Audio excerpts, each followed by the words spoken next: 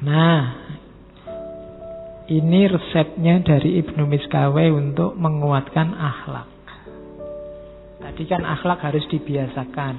Ada tipsnya. Yang pertama, jangan bergaul dengan orang jelek. Orang yang bangga berbuat dosa. Orang yang dosa itu biasa, santai aja, itu hati-hati. Orang yang terbiasa dalam kejelekan, itu akan mempengaruhimu. Kalau dunia psikologi mungkin kenal aura namanya. Kamu juga sedikit banyak akan terpengaruh.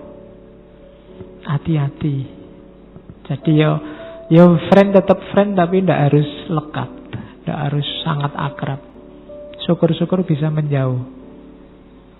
Bilang aja kamu sedang tirakat atau apa-apa, itu tidak apa-apa. Sementara, ya kayak para sufi itu loh. Sampai kamu bisa menaklukkan jiwamu, sampai kalau ketemu dia bukan kamu terpengaruh dia, tapi dia terpengaruh kamu. Tapi itu prosesnya agak panjang. Tapi yang jelas kalau merasa masih lemah, jangan dekat-dekat. Orang yang menurut identifikasimu tidak bagus. Karena eman-eman pertumbuhan spiritualmu. Karena teman yang jelek itu juga akan memerosotkan pencapaianmu yang sudah tinggi secara tidak sadar. Maka hati-hati. Yang kedua, banyak-banyak melakukan aktivitas yang berhubungan dengan pengetahuan. Cari ilmu itu mengasah jiwa. Jadi membuat jiwa kita semakin cerdas. Jadi jangan ragu-ragu untuk ikut forum ilmu apapun, jenisnya maupun kontennya. Karena majelis yang paling disukai Allah itu majelis ilmu. Jadi yang nomor 2, ikuti saja ada forum apapun, ngaji apapun, apalagi yang ada makan dan snack gratis. Lumayan. Dapat ilmu juga dapat snack. Oke. Yang ketiga, kalau bisa, karena tadi di antara nyawanya kebijaksanaan itu, untuk ketemu kebijaksanaan atau ilmu, itu kan bau-bau filsafat. Kalau bisa, logikanya dilatih. Ada gunanya kamu pintar matematika, katanya Ibnu Miskaweh. Kenapa? Melatih logika. Makanya di situ ada geometri, aritmatika, musik, astronomi. Itu kan butuh matematika semua. Dulu di masjid ada pelatihan falak. Itu kan matematika. Boleh dihidupkan lagi. Kenapa? Selain melatih cara berpikir, itu melatih orang objektif, mencintai kebenaran.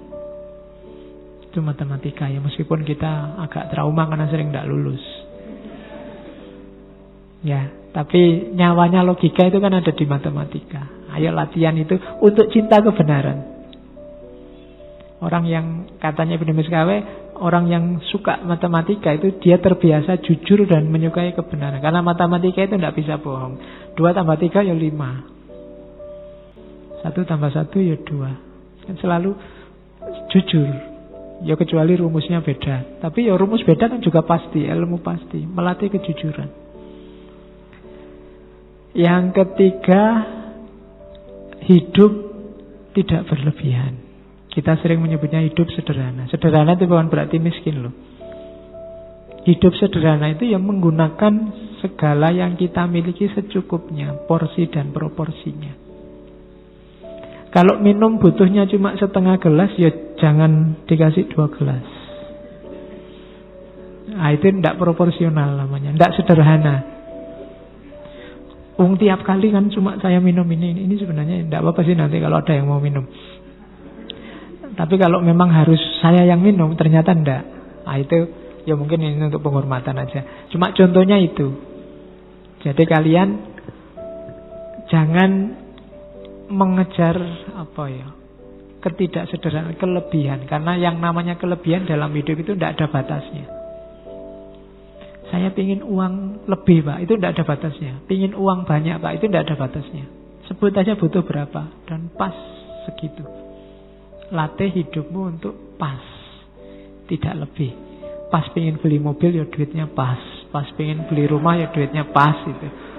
Nah, itu pas namanya. Oke, ya kalau sudah punya mobil ya enggak usah gonta-ganti mobil lagi. Edisi terbaru, sudah punya HP pengen ganti HP baru lagi karena edisi baru. Samsung sudah sampai 9. Sekarang Apple sudah 10, sudah X ya. Kalau kamu ngikuti itu tidak ada batasnya. Kalau ada yang tanya, kok nggak beli S8? Saya nunggu sampai S27 besok. Itu masih S8 belum ada apa-apanya. Kamu belum mutahin, pokoknya besok S27 baru tak beli. Oke. Pokoknya tidak ada batasnya. Kamu kalau ngejar yang paling mutakhir ya 2 bulan lagi sudah nggak mutakhir lagi, itu sudah ada yang baru. Terus begitu. Kalau ngejar itu tidak ada habisnya. Sama kayak kamu nyari istri, nyari yang cantik Pak. Ini cantik loh. Enggak Pak, ada yang lebih cantik. Ya memang ada, tapi apa yang mau sama kamu? Oke. Jadi